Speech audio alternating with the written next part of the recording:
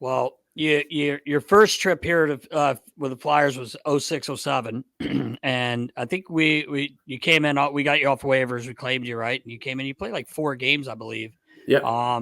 And then you come back in 2009, 2010. We started. It was a goalie carousel that year, obviously, but one of the greatest years of my life. And I know Ryle's me too. the same, and probably for you as well. But the late great Ray Emery, ended up with a really bad injury that we thought would end his career. And you come in, and then the playoffs, man. Want to talk a little bit about like the city, like how pumped up and the buzz every day during the playoffs. It was an unreal scene. Everywhere you go, there's flags, there's banners. The fans were amazing. But what did you think about all that? Well, it's funny how people always ask me. I get the question is what was your favorite year, favorite team you played for? And right away I just say the Flyers, in 2010. And they said, well, the way it ended, and it was disappointing for you. You really think that was, the best year? And I'm like, yeah.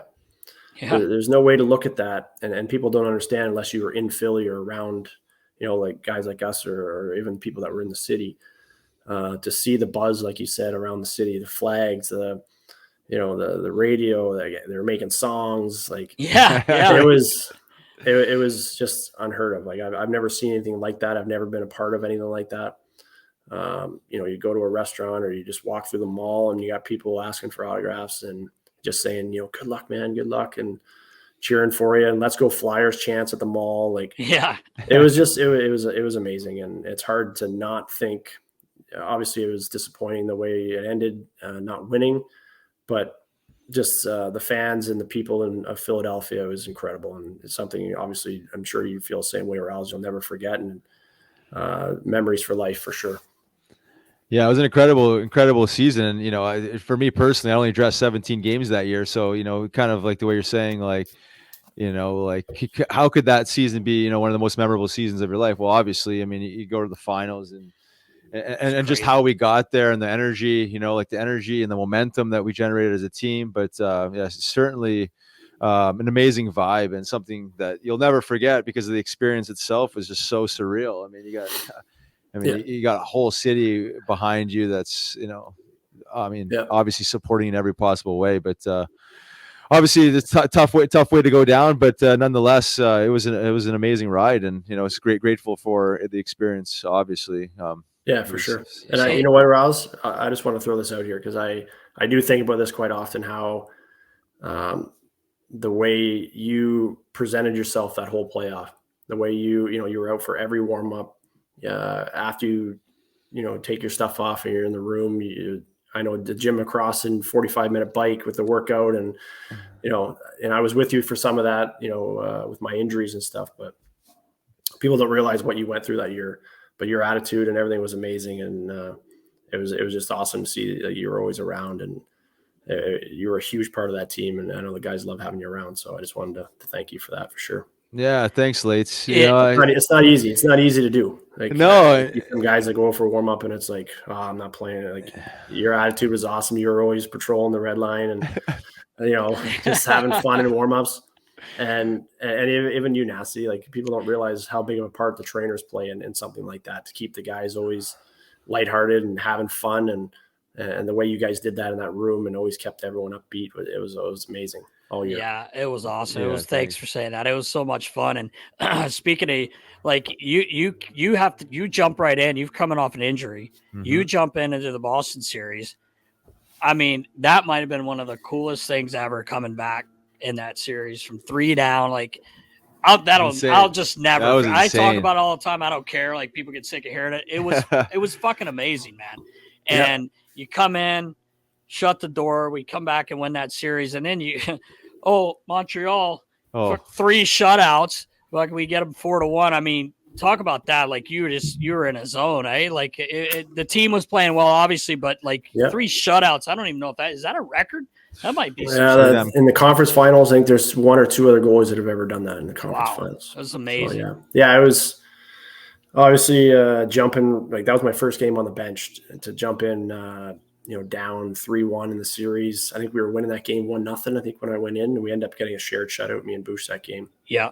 But there was a lot of nerves that first 5 minutes, and the team did an amazing job just keeping the puck away from me, right? Just to get my feet under me. And but as that series went on, and then in Montreal, you just get in that rhythm and you're just focused, and the team's playing good. And really, you just have to make the saves that you're supposed to make. Obviously the big saves, they come once in a while, but you just have to give timely saves, and the team was really rallying in front of me, and it was a great experience, and we kind of just clicked as a unit, the whole team together.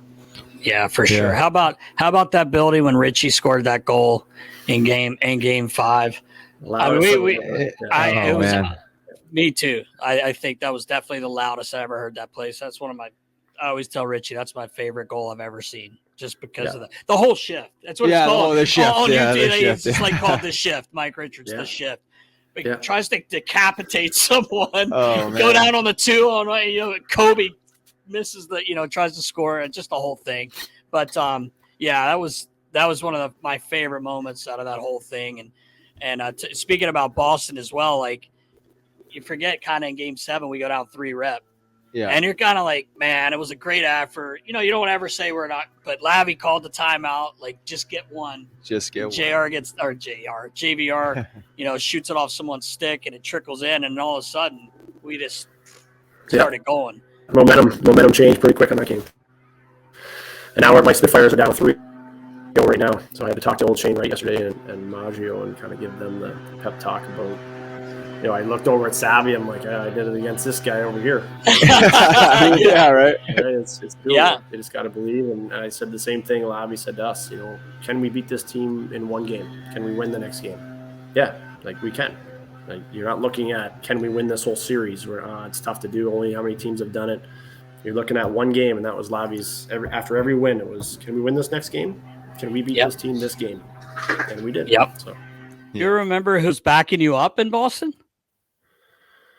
Backy, right? Yes, Backy. Right. Yeah. Trivia question. Yeah. Backy, what a good dude he was, man. He was awesome. The guy drank more coffee than I think I've ever seen anyone do. Me? More than Lavi? This guy would have 8 coffees. This guy would have 8 coffees before warm-ups. It's a Backy, like Dexter. He looked like Dexter. He did look like Dexter. Big Deppin. Yeah, that's right. Such a great guy, though. He did look like Dexter. He did, actually. The Swedish juice. Great guy, man. Great guy. But yeah, man, what memories, man. It just, it was awesome, man. And you were obviously a huge part of it. It's a lot of fun. Talk about obviously you don't want to bring it up, but game 6 there, the goal. I mean, Kaner, that dickhead. Yeah, I mean, obviously, you probably knew before the building did that it went in, right? I mean, it's what is what's the instant emotion that you feel in that moment? Well, you're focused in a game, and when I seen the puck in the net, it was just more of a motherfucker, just a letdown. And then I was thinking, okay, everyone was confused. I wanted to get the puck out of the net without anybody knowing, right? That was my first thought. But then I look over and the refs are going upstairs, and okay, that's not happening. Yeah. No, it was just, it was such a great playoff run, and the whole thing was just so amazing. Just to end like that was just a feeling you obviously can't describe. And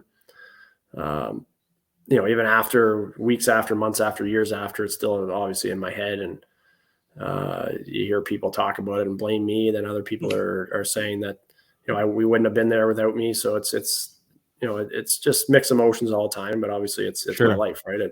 I learned to accept it that happened, and it was a good player that scored the goal. And, not bad. Not bad. It wasn't like it was, Ben Eager sniped, from the bad angle or something like that, right? But no, man. Yeah, it's just my life now. I've accepted it, and it was disappointing, but again, you look back at the whole run, it was amazing. And would I give it up? No, I wouldn't give that up. No way. We're not there if it's not for you, and it's never on one person anyway. But we were never there if it wasn't for you. And I think majority of people know that. Yeah, they know people that understand the game and the following understand. They can't pin one goal on on you and the loss on you. I mean, it's just it's the nature of the beast, man. When you're in these positions, especially as a goalie, right? I mean, it's like you're in pro sports. One mistake, yeah, right. Yeah, exactly. And it's easy to just highlight the one. But obviously, there's way more to it than that. And I mean, you got to give the guys some credit. You got to give them as a team some credit. I mean, it's no joke.